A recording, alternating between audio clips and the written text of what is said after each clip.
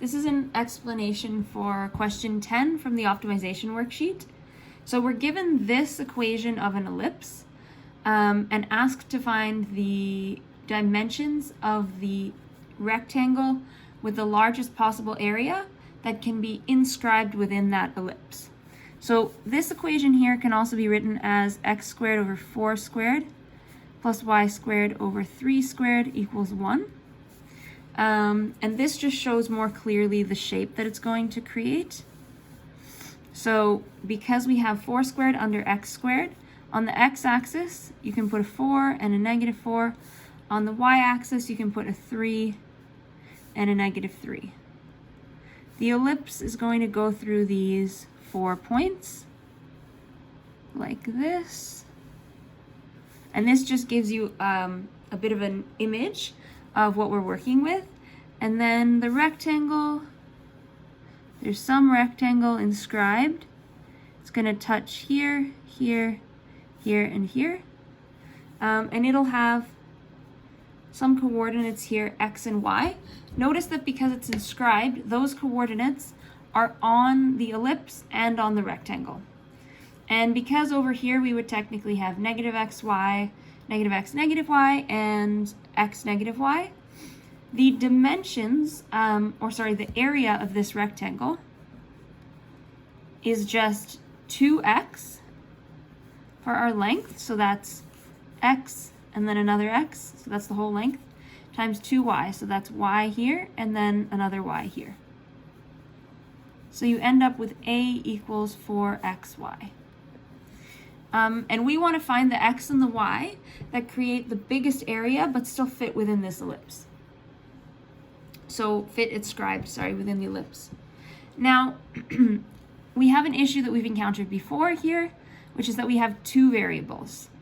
So in order to create one variable, we can use the equation of the ellipse to isolate x or y. So I'm going to take this down here. So x squared over 16 plus y squared over 9 equals 1. And I'll isolate y squared. So y squared over 9 will equal 1 minus x squared over 16. And then the 9 can be multiplied on the other side. So you'll get 9 minus 9x squared over 16. And if you factor 9/16, if you factor 9/16 out here,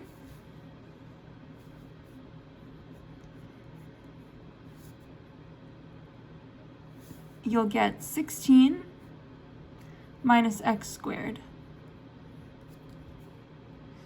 Now, we could continue to isolate y, but we're going to end up with square roots and it'll be a bit messy. So I'll show you an easier way to do this. If we are finding the x and y that create the biggest possible area, then if we take a and square it, which will give us 16x squared y squared, then optimizing a squared is going to give us the same variables because the biggest area will also produce the biggest area squared.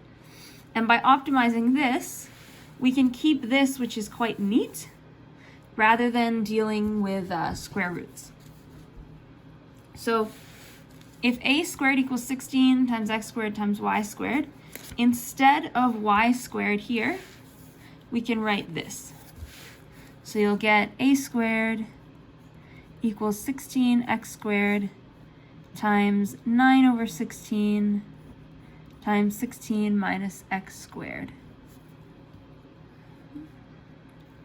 And if we continue simplifying this a bit here, you'll get 9x squared times 16 minus x squared.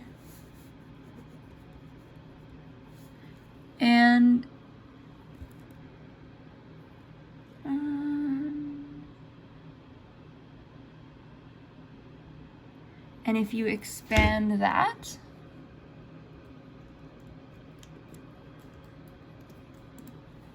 you'll get 144 x squared minus 9x to the power of 4. So we're trying to optimize this, so I'll take the derivative of this expression. So the derivative of a squared with respect to x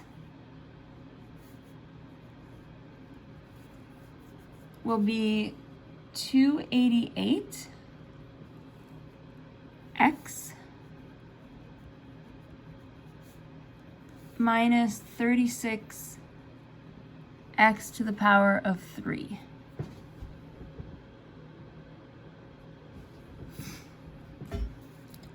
If you set this equal to 0,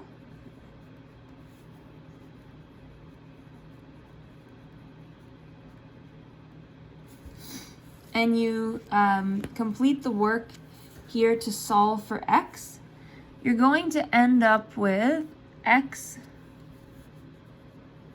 equals 2 root 2.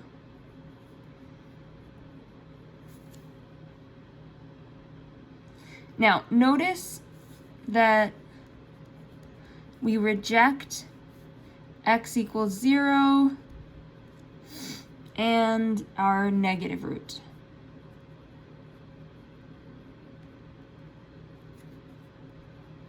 Because we need a positive distance.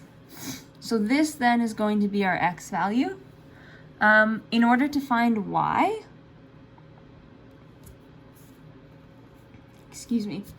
in order to find y, we can go back to here. So we know that y will equal the square root of 9 minus 9x squared over 16.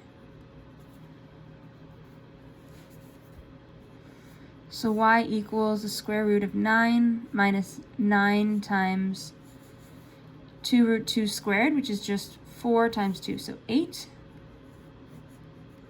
over 16. And you'll end up with y equals 3 root 2 over 2. So here's our x, here's our y. We can now calculate the largest possible area of a rectangle inscribed in the ellipse. So the area, which is 4 times x times y, is 4 times 2 root 2 times 3 root 2 over 2, which is just 24 units squared.